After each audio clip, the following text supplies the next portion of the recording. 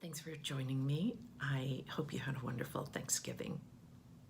I wanted to continue this week talking about the opportunities that there are in this market for the investor.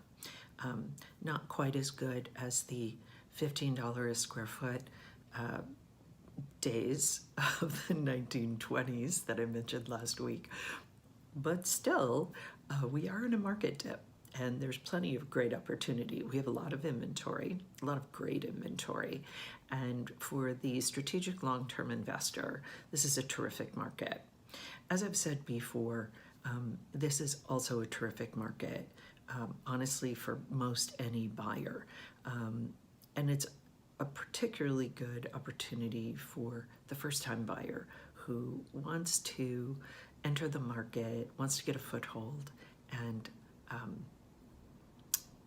hasn't been able to prior to now. But this week we're going to talk about investments. So let's look at a couple of let's call them relative downsides.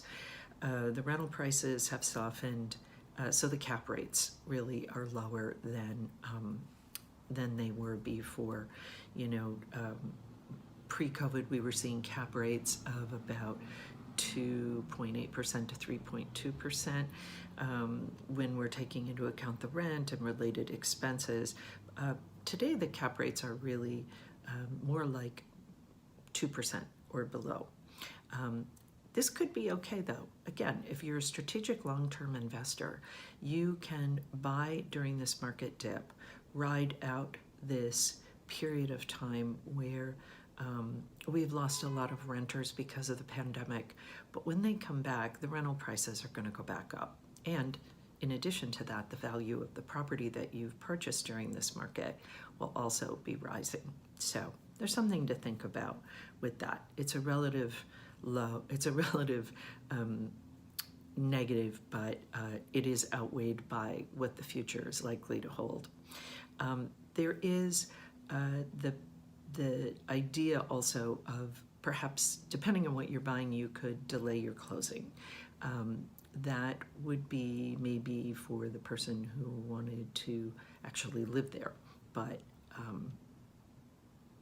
it could also work for investors too. If you're buying something in new construction, perhaps you're already getting a bit of a delayed close because those properties sometimes aren't ready to close for quite a while. By then, the market no doubt will have changed again. Anyway, I have shared an article with you on this subject.